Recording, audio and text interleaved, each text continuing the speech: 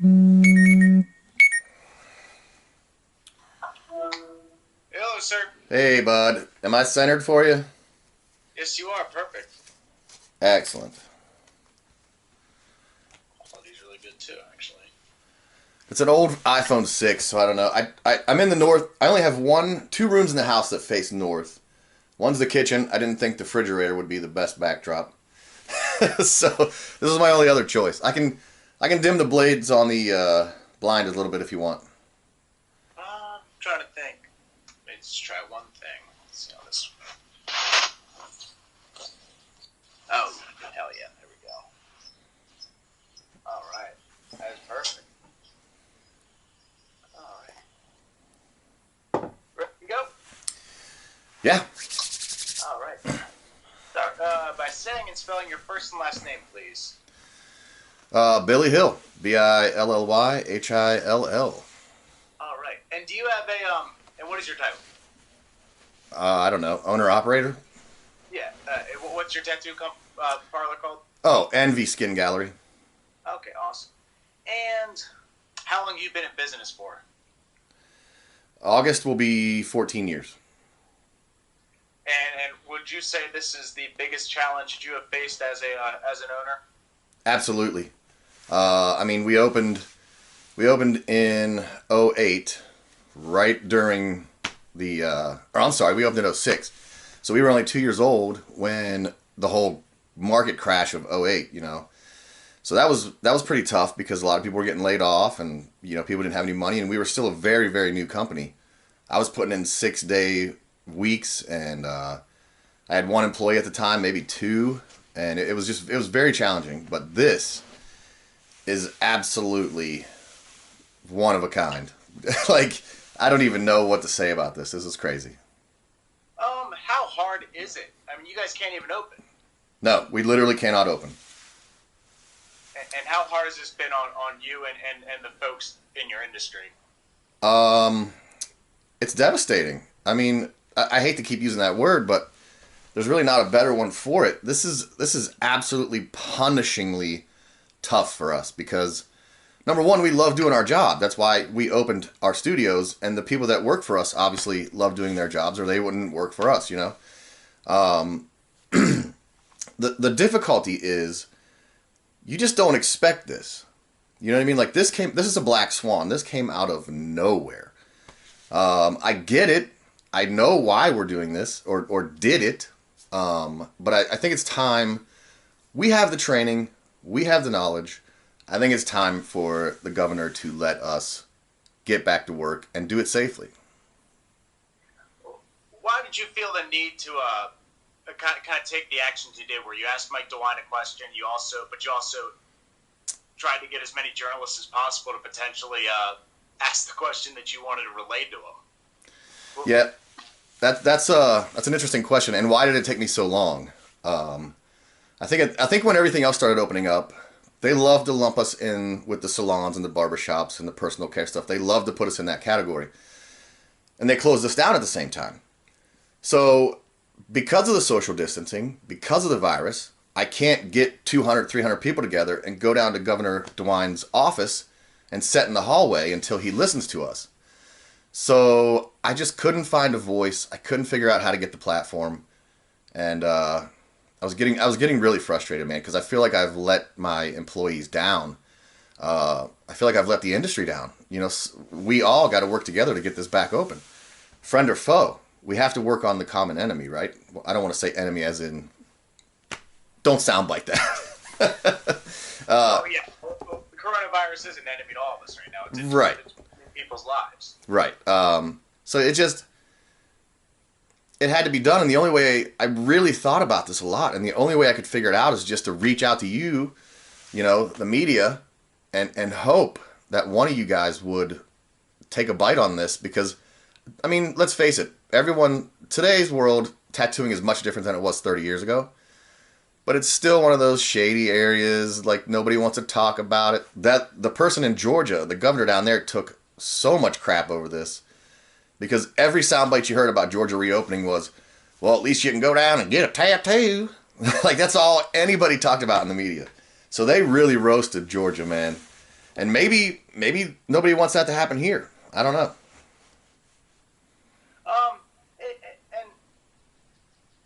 And, you know, there is though this narrative, and you hear it from a lot of people, and it's actually non-politicians as well, that there's just they think that it's too early to open, even what the governor is doing right now is too extreme. Hmm. What do you say to convince them that no, the tattoo industry is ready to reopen and we can do our job safely and follow any safety guidelines that are put in as long as we can keep our doors open?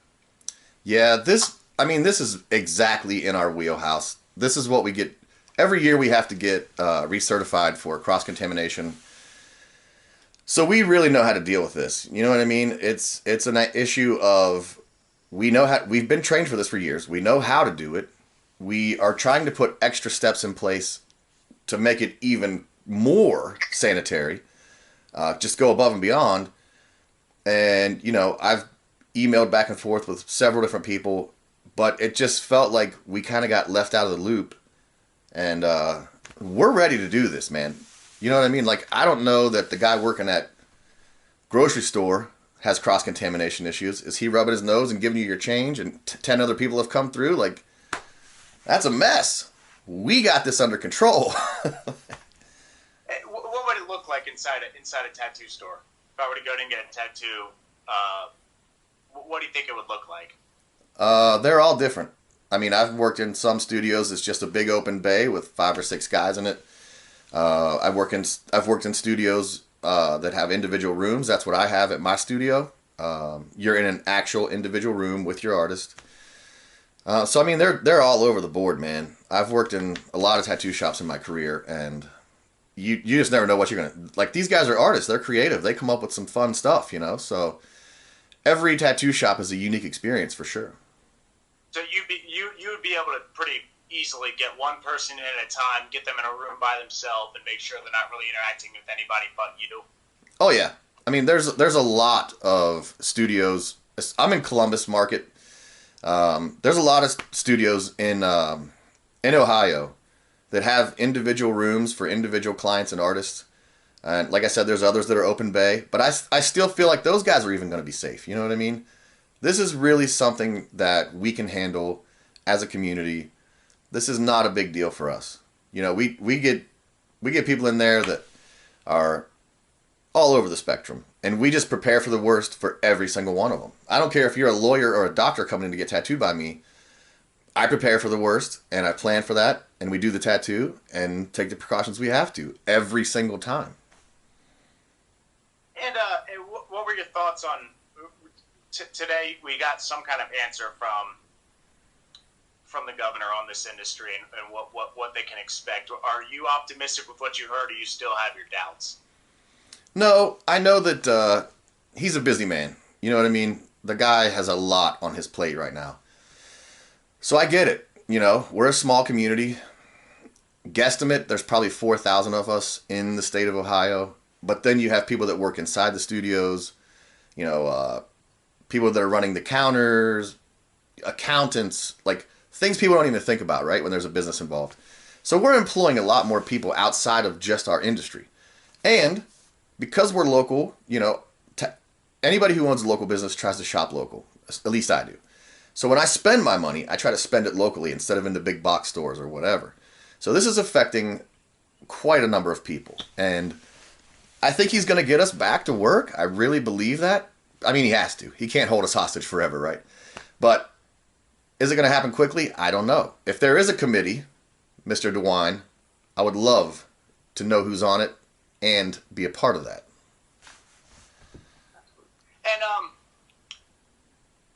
And are you concerned that have you seen any tattoo shops potentially going out of business so far? Yeah, I heard of one studio here in Columbus that said they closed their doors and they're not going to open back up. I don't know the name of it. I was just speaking with a friend on the phone, and this has been probably 3 weeks back, maybe a month. So at this point, now we're a whole another month deeper into it.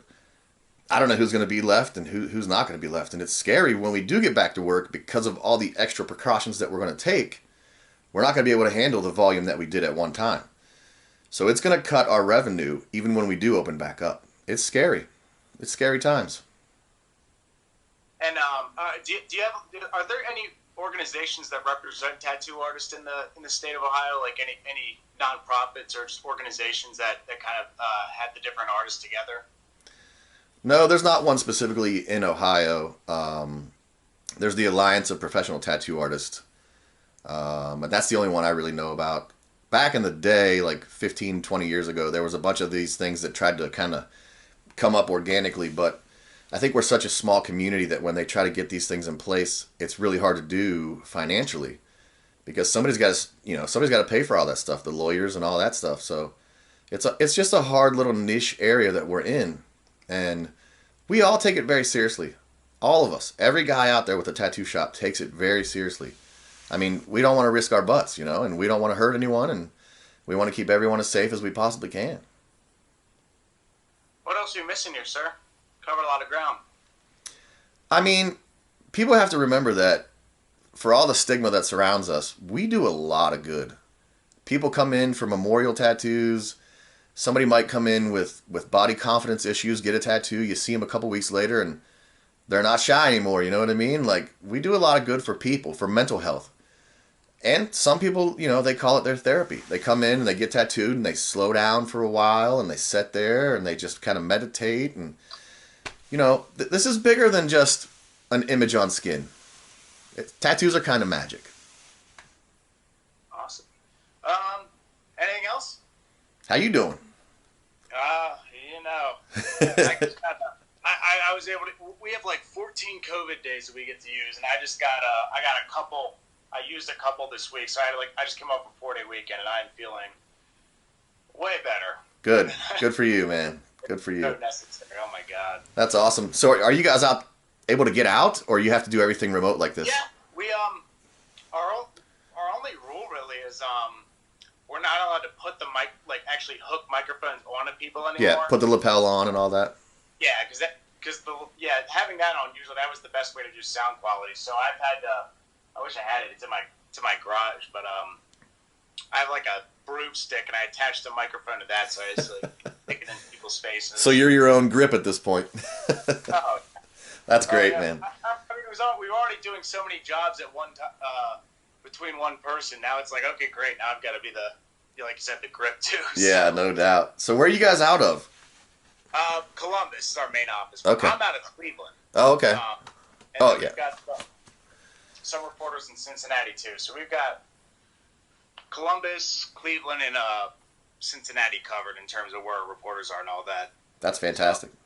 That's fantastic. Yeah. So it's a growing operation. We've only been around for like a year or so. And so where will this end up? Good question. I would like to say it's going to probably air. I would say right now Wednesday morning, but I'm not sure. But it'll be on our website and all that too. And I can tag your business in it. Yeah, that'd be fantastic. Yeah, and all that. That'd be great. Any other reporters get back to you? Andy said thanks for the shout out, and then there was another lady who reposted the video because her and her son had been talking about it like the day before, literally. Oh wow. And I guess I don't know, man. It's one of those subjects, man. It's like I don't know. It would be a lot easier if I was a bridal store, right? Yeah. Well, what are people in the industry saying? What's kind of the communications like between you and other stores? Man, people are worried. Think about that, dude. That is 1/6, 2/3, not 2/3. They've taken away 2 months of our revenue for the year. And this is what we just missed out on because of tax season is our busiest time of the year. So we take that money and squirrel it away for winter because winter's tough. People have all these clothes on. It's cold. Nobody wants to go out. We're not doing as many tattoos then. So this is tough for us to miss this. If this happened in December, nobody would care. You know what I mean? We'd be like, that's cool. We can do this for 2 months. But we have done it for 2 months at our peak season. And it's rough, man. It's really, really rough. Well, I never... see, for me, if I'm going to get a tattoo, I would always want to get one in the winter. Yeah, obviously, like you said, it's easier to get an appointment. And also, I would just hate to get it in the summertime. Then someone say, oh, you want to go to the pool? I'm like, no, well, can't get in the water. Right, yeah. Yeah, that's exactly right. Winter's it's better to nurse one in the winter, I would say. Yeah. How many weeks do you say is the healing process now too? It's about 7 to 10 days. It depends on how well you take care of yourself. You know, do you take a multivitamin? Do you eat processed food every day? Like drink sodas? You know what I mean? It's how healthy are you is basically what it comes down to. Yeah. Use your what's the ointment called? I haven't gotten that stuff in so long. The A&D, right? A lot of people stick with A&D. I have a product that I use called Naked, and from what I found, it's the best, man. It was engineered by tattoo artists specifically for tattooing, because the regular market, CVS doesn't have anything that's made for what we do. We do a series of punctures that kind of is an abrasion at the end. So it's one of those weird in-between wounds that's hard to heal. And I wanted something natural, no chemicals, and the product I use is really, really good. Interesting. Yeah. Awesome, huh? Well, one other thing I have from you is, do you think, do you have any videos or pictures we can use of kind of you in action? Oh, man. I could probably dig some up. Okay, yeah, that'd be great. Yeah. And you can either text it to me or text this number, and I'll give you my email. Okay. I think it's on the form you filled out when you got a hold of me. Oh, sweet. Okay. Yeah. So let me see what I can do on that. I know there's some out there, but I'm going to have to look for them. Okay. All right. Well, thank you, sir. All right, buddy. Thank you. All right. Have a good one. We'll be in touch. All right. Take care, man.